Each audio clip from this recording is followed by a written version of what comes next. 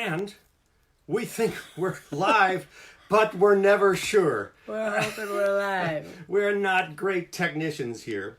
But let's see. Welcome to Quarantine Theater. Episode 4. Oh So I'm using God, some how atmospheric music here to get us in the mood. So this is a monodrama written and now performed by Linda Robinson. And if we were a big, fully equipped theater company, this would be very wonderful, moody side lighting as this elderly woman looks out a window and reflects on her past life. But we're not a big theater company, so we will have to ask you to imagine these things. With that, I will take this music out, and we will start the play. And if you're there watching, if you could maybe note, "Oh, hi, how are you?" in the comment bar, it would be fabulous.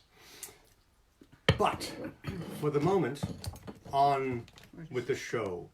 That's good, right there. Perfect. Okay. So this is A Good Cup of Tea. a short play by M. Linda Robinson. So, the characters: an elderly woman in her late 70s or early 80s, and a presence, a man. The scene is the living room of an elderly woman. The time is when the belief in your infinite potential runs headlong into the limits of your finite life, and the reflections of that life become the life. The time is the present. At Rise, an elderly woman sits in a rocking chair looking out a window. A flowered teapot, a tea cozy, teacup and saucer, a journal, and a calculator rest on a small table next to the chair. A man, a presence, sits in shadow elsewhere in the room.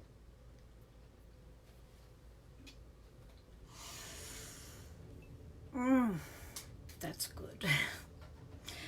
A good cup of tea never disappoints.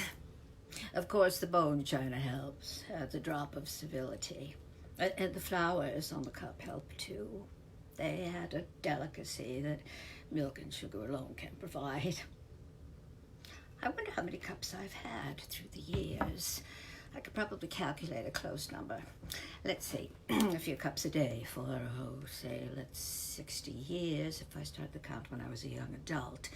Well, of course, I'd have to add something for the tea I drank as a child. A few cups a week back then, not a day.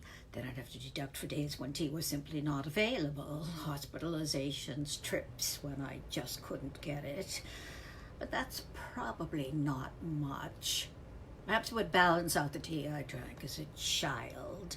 Then I could simplify the formula. So what would that come to?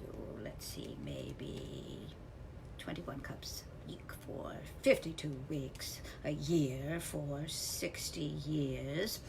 I'll convert it into gallons later. Number of cups of tea. Ah, goodness, a small ocean's worth, or at least a large pond.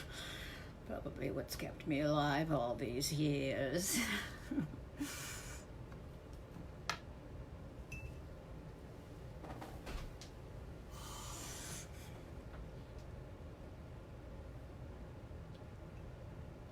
No, never disappoints. Not many things one can say that about. A good cup of tea gives one permission. Yes, that's it, permission. Every day to let it all go, let out that old air. Who needs it anymore? It's too heavy with the waste. The byproducts of a day's life lived. Take a sip. Swallow the permission, sigh it out.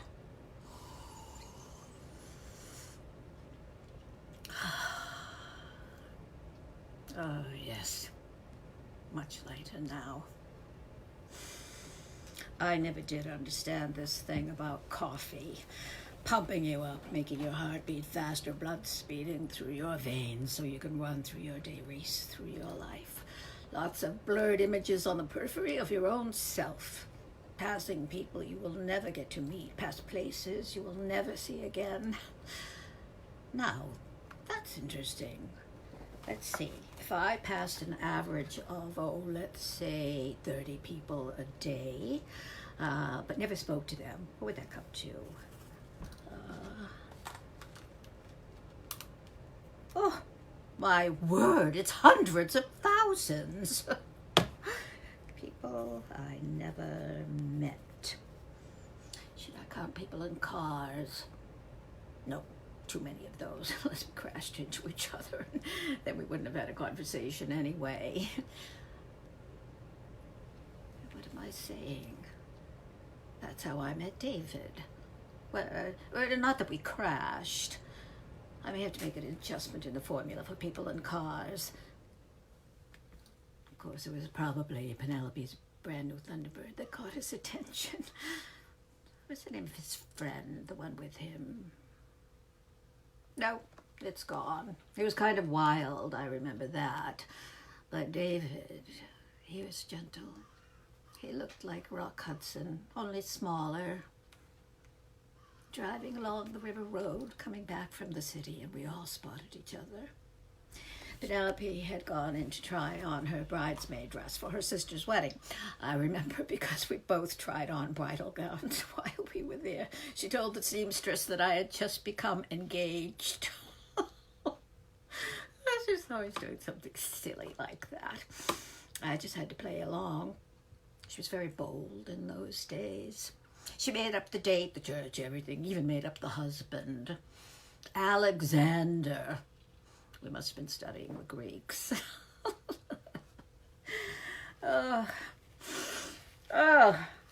Those dresses. What is it about those white dresses? We were queens for a day. I swear there were moments I would have married just to get to wear one. Queen for a day. And chattel for the rest of your life. Not worth it.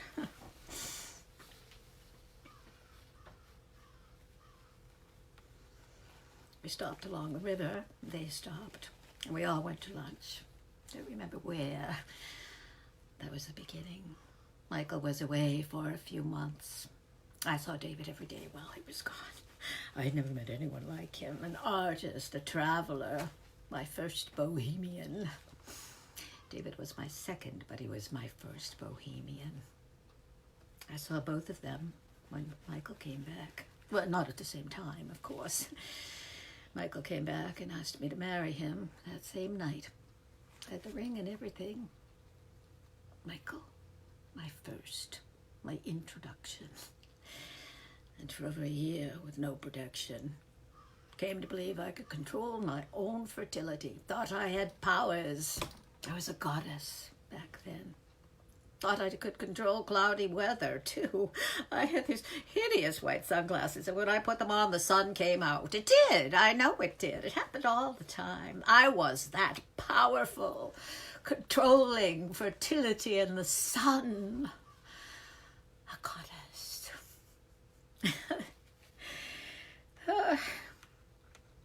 But that baby humbled me. David on the dark hill. The grass cool and slippery on my back. There, soft on me like another skin.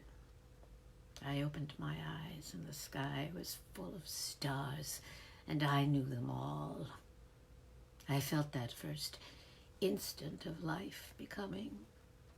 I felt a part of all life. I was nature that night. I felt the wisdom of all of the ancient sisters who had come before me. Goddesses.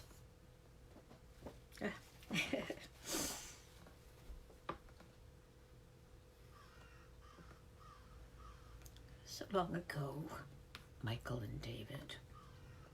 I wonder what happened to them. I heard once that David owned an antique store and Michael had adopted some children. I hope so. That sounds right for them.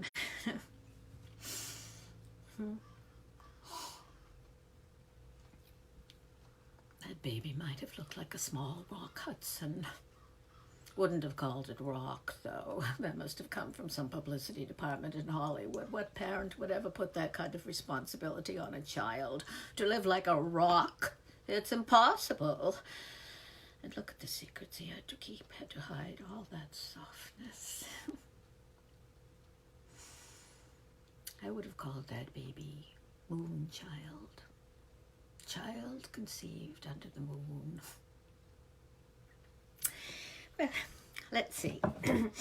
Museums visited, places lived, shoes, number of pairs. Ah, here we are. Sex. Men. Oh, here they are. Michael, number 1. David, number 2. The first and second. Farthest away in time. I have no right to linger. What is it? Look at these names. I don't remember most of them now. Number 35, Alex. Number 64, Charles. Number 91, Donald. What did they mean after all? Here's the last, 6 years ago. Sam. Number 137. Him I remember. He died a week later. Oh, I don't think it was me that killed him. My powers aren't that strong. Why first? Why did I meet them so early? I had so much to do, so many places to see. After all, it's about achieving your potential. Number 1 and number 2 would never have done that. Michael would have put down roots so deep I couldn't have pulled them up. David, love so passionate, it would have used me up and left nothing for either of us. And Moonchild would have held my hand so hard I wouldn't be able to move. I would have had to live for all of them. Would have used up my gifts, my powers, holding them up, urging them on, pushing, molding, being responsible for. I hadn't seen the world yet. All that traveling still to do. Couldn't do it now, even if I was younger. I was lucky. Saw the places when the world and I were still healthy, not yet polluted, not overrun, not in the middle of some war. Could even travel alone back then. Families scrambled to help me, to put me up, keep me safe. But I knew I would be all right. Always knew it. Got my powers back. Found a new pair of sunglasses and brought the sun back again. Yes, here it is. Here it is, right here. Countries visited. 32. Yes, 32. And getting places was much harder back then. Number of train trips. Calculate and enter in journal as soon as possible. Names of pets, dogs, cats, birds, names and models of cars owned.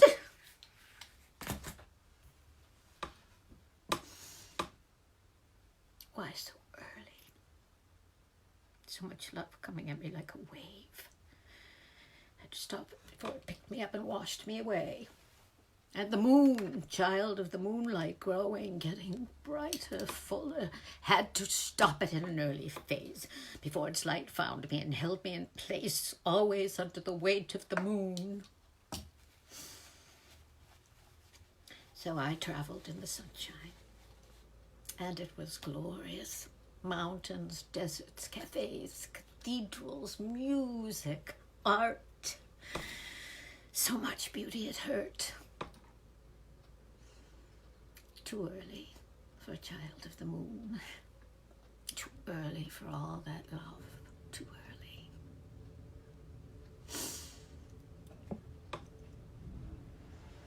And then it was too late.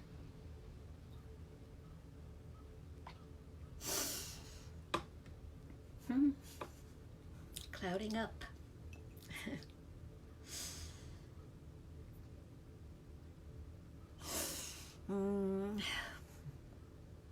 That's good.